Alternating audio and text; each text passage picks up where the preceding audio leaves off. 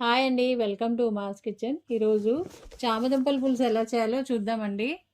ఇది చాలా బాగుంటుందండి. పుల్ల పుల్లగా, కారం కారంగా వేడివేడి అన్నంలో తింటే. నేను ఒక పావు కేజీ చామదుంపలు తీసుకున్నా అండి.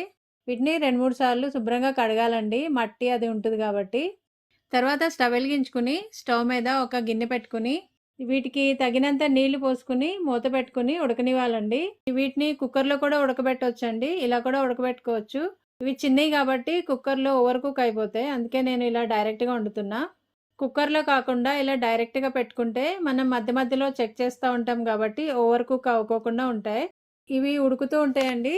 ఈలోపు చింతపండు కూడా నానబెట్టుకుందాం. ఇంత చింతపండు తీసుకుని నానబెట్టుకోవాలి.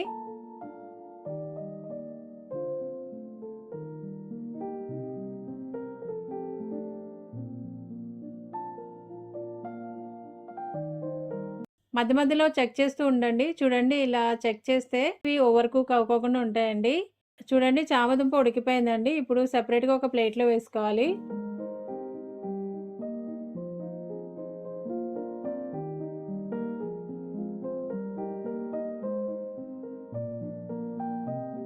ఇవి చాలా వేడిగా ఉన్నాయి. కొంచెం చల్లారిన తర్వాత అన్నిటికీ ఇలా తొక్క తీసేసి పక్కన పెట్టుకోవాలండి.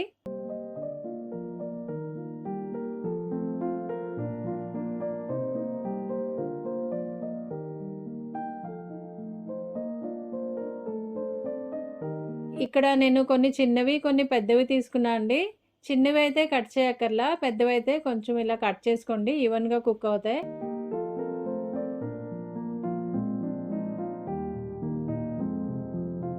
ఇలా మొత్తం కట్ చేసి పెట్టుకున్న తర్వాత ఇప్పుడు స్టవ్ మీద ఒక కడాయి పెట్టుకుని అందులో 2 టేబుల్ స్పూన్ల వరకు ఆయిల్ వేసుకోవాలి. ఆయిల్ కొంచెం వేడైన తర్వాత ఒక ఉల్లిపాయ కట్ చేసుకుని వేసుకోవాలి. అలాగే పసుపు కూడా వేసుకుని వీటిని ఫ్రై చేసుకోవాలండి.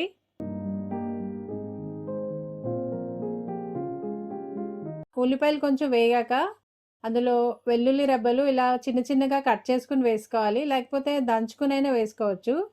అలాగే మీ రుచికి తగినంత పచ్చిమిరపకాయలు వేసుకోవాలి. ఇంకా కరివేపాకు కూడా వేసుకుని ఫ్రై చేసుకోవాలి.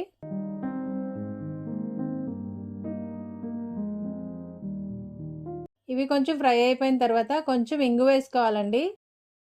చామదుంపల పులుసులో ఇంగు వేస్తే చాలా టేస్టీగా ఉంటుందండి. నేను ఒక పావు కేజీ తీసుకున్నా కాబట్టి ఒక టమాటా సరిపోతుంది.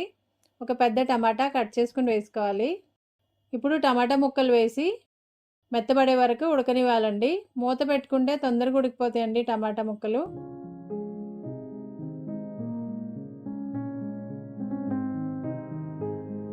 టమాటా ముక్కలు మెత్తబడ్డాయండి. ఇప్పుడు అందులో రుచికి తగినంత ఉప్పు ఇంకా కారం వేసుకుని మొత్తం ఒకసారి కలుపుకోవాలి.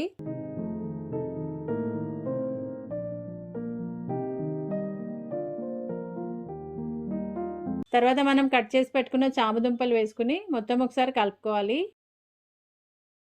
ఉప్పు, కారం ఇవన్నీ దానికి పట్టేటట్టు బాగా కలుపుకొని మూత పెట్టుకుని ఉడకనివ్వాలండి.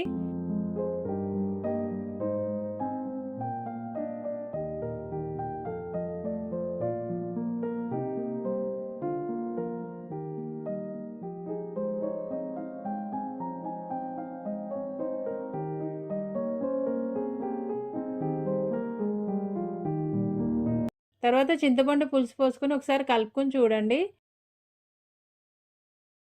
ఒకవేళ పులుసు సరిపోకపోతే కొంచెం వాటర్ యాడ్ చేసుకోవాలి.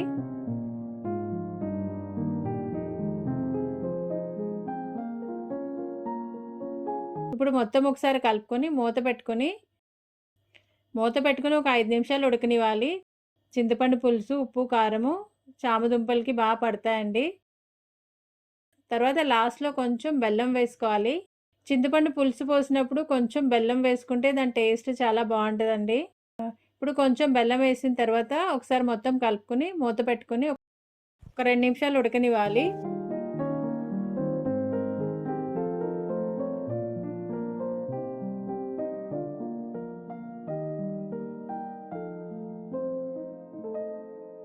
ఇప్పుడు చూడండి, ఆయిల్ సెపరేట్ అవుతుంది.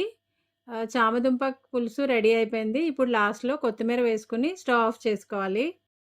వీడియో నచ్చితే ఒక లైక్ చేయండి. Thanks for watching.